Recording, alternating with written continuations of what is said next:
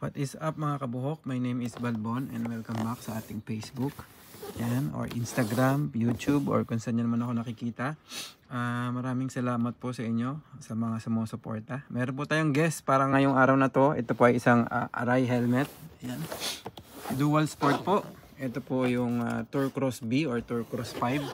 Sa Japan po or sa Asia is Tour Cross. Yung series na sinasabi Tour Cross B or Tour Cross 5. Sa Japan, ang pinakamalaki lang po na makikita natin ay hanggang XL. Yan, unbox na po natin itong Tour Cross B series na nasa harapan natin. Yan. Out of the box, makikita nyo po mayroong mga parang safety features para hindi gumalaw yung helmet. Wala rin po siyang anti-fog na kasama at meron po siyang manuals at lubricants. Yung po kanyang tela ng pinaka dust bag ay normal lang po siya, regular. Ayan. Nakalasa to lagi. Ayan.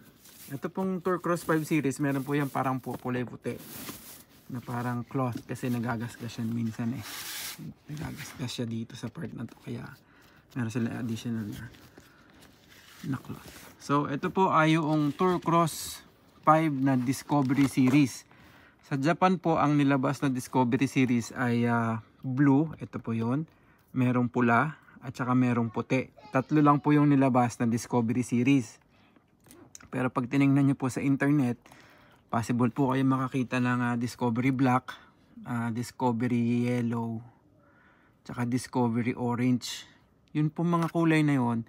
Sa ibang region na po yung nilabas, wala po dito sa Japan. Ito lang po yung allocated na kulay sa Japan.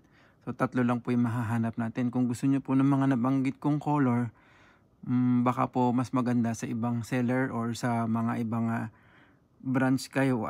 Branch. Sa ibang seller na ang source ay ibang bansa, hindi sa Asia. Kasi wala kang mahahanap. Pero ako may alam.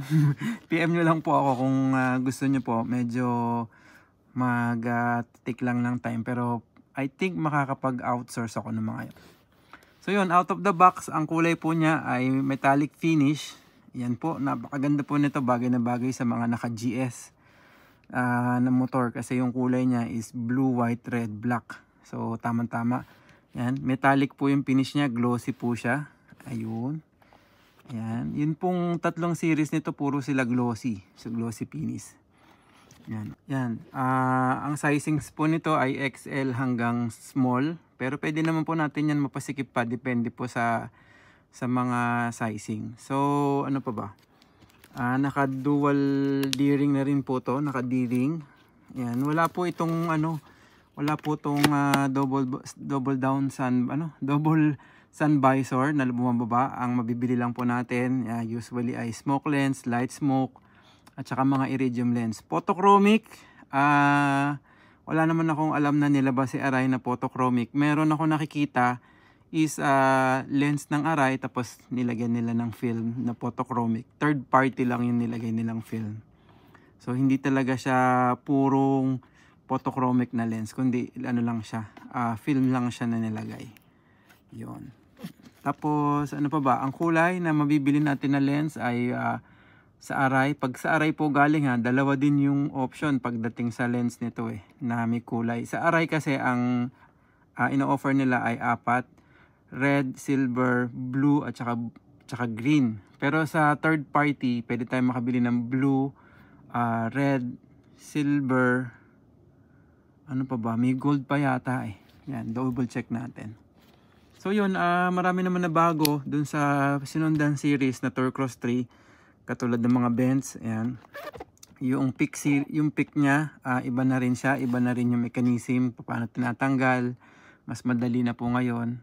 Kung gusto nyo gamitin ng walang tuka, mas madali na rin po siyang gamitin ng walang tuka. Wala na kayong additional na kailangan pa idagdag. So yun, ito, go to ko to sa pagdating sa adventure bike kasi masarap siyang gamitin. Yun. So sa mga katanungan po, kung meron po kayong kailangan, mag-PM lang po kayo sa Helmet and Balbon. Meron po akong Facebook, Instagram, YouTube, TikTok, or kung saan man po. Yan, Tokyo base po tayo. Tapos dito po manggagaling yung mga helmet. Yun, maraming salamat po. Ride safe. Peace out.